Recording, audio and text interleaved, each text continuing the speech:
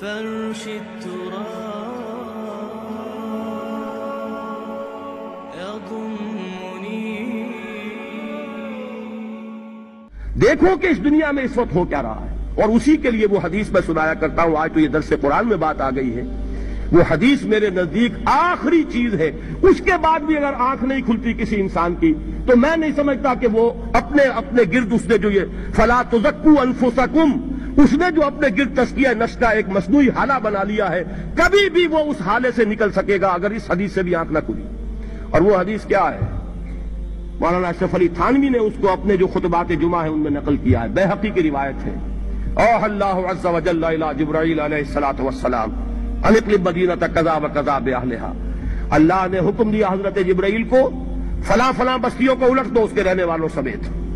قال فقال، حضور نے فرمایا، اس پر حضرت جبرائیل نے عرض کیا بارگاہ خداوندی میں، ان فیہا عبدک فلانا لم یعصک طرفۃ عین. پروردگار اس بستی کو الٹ دوں، اس میں تو تیرا فلاں بندہ بھی ہے جس نے کبھی پلک جھپکنے جتنی دیر بھی معصیت میں بسر نہیں کی. اب آپ اندازہ کیجئے، یہ جو ہے نا اپنے آپ کو رگڑنا اور مانجنا اور پوری زندگی رگڑنے میں اور مانجنے میں لگا دینا. ہم بعض بزرگوں کے تذکرے میں سنتے ہیں اتنے اللہ والے تھے کہ ان کا گھوڑا بھی کوئی مشکوک دانہ نہیں کھاتا تھا، اور وہ خود جو ہے وہ انگریز کی عدالت میں بیٹھے ہوئے اور انگریز کی نوکری کر رہے تھے. یہ ہے وہ میکروسکوپک اور مائکروسکوپک کا عدم توازن. طاغوت کی چاکری کر رہے ہیں، انگریز کی ملازمت کر رہے ہیں، انگریز کے قانون کی تنفیذ کے اندر اعلی کار بن رہے ہیں، لیکن ذاتی تقوی اور ذاتی نیکی اور ذاتی للہیت جو ہے اس کا معیار یہ ہے کہ ان کا گھوڑا بھی مشکوک چارہ اور مشکوک کھانا نہیں کھا سکتا.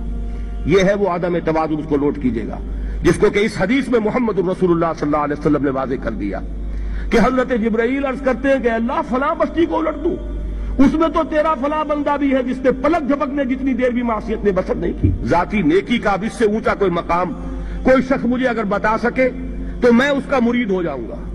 اس سے اونچا کوئی مقام ہوگا کہ آنکھ جھپکنے جتنی دیر بھی کسی نے معصیت میں بسر نہیں کی. ذاتی نیکی کی معراج. لیکن حکم کیا ہوا بارگاہ خداوندی سے؟ قال فقال، حضور نے فرمایا، اللہ تعالیٰ نے حکم لیا جبرائیل کو، اقلب علیہ وعلیہ، الٹو اس بستی کو، پہلے اس بدبخت پر پھر دوسروں پر. کیوں؟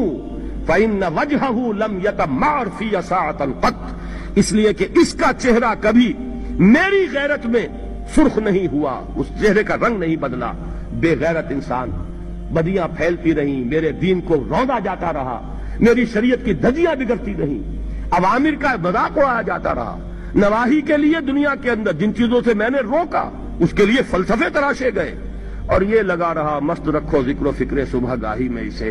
یہ سوائے ذاتی اپنے اس اصلاح کے اور ذاتی تقوی کے اور ذاتی نیکی کے اور ذاتی عبادت گزاری کے یہ میدان میں نہیں آیا، اس کا خون نہیں کھولا کبھی، اس کے چہرے کا رنگ متغیر نہیں ہوا، لہذا یہ دوہرا مجرم ہے. یہ ہے وہ تصور جو یہاں پر نوٹ کیجئے. ہاں اس کے یہ معنی بھی نہیں ہے کہ نماز بھی نہیں پڑھ رہے، روزہ بھی نہیں رکھ رہے، اقامت دین کے کارکن ہیں، فرض نماز آ گئی ہے وہ چلی جا رہی ہے، جماعت کا کوئی اہتمام نہیں ہے. اب یہ دو انتہائیں ہیں. ایک انتہا یہ کہ وہ تزکیہ نفس جو ہے اسی میں وہ رگڑنے اور مانجنے کا عمل جاری ہے. ایک یہ کہ اس کا سرے سے کوئی تعلق ہی نہیں، اپنی ذات سے بحث ہی نہیں. وہ کیفیت وہ ہو گئی ہے جو یہود کی آئی ہے قرآن مجید میں کہ تامرون الناس بالبر وتنسون انفسکم وانتم تتلون الکتاب، کیا تم لوگوں کو نیکی کا حکم دیتے اور اپنے آپ کو بھول جاتے ہو؟ یہ دوسری انتہا ہے. پھر وہی بات عرض کروں گا، وہی بال سے زیادہ باریک اور تلوار کی دھار سے زیادہ تیز راستہ ہے جس پہ چلنا ہوگا کہ نہ یہ ہو کہ وہ مبالغہ ہو رہا ہو، اپنی ذاتی اصلاح میں تو مبالغے کی حد تک آگے جا رہے ہیں، اور دوسرے یہ کہ اپنے دین کی تبلیغ و اشاعت، اقامت دین کی جد و جہد، اس کا کھانا ہی نہیں کھولا زندگی میں، وہ کھاتا ہی نہیں کھلا ہے.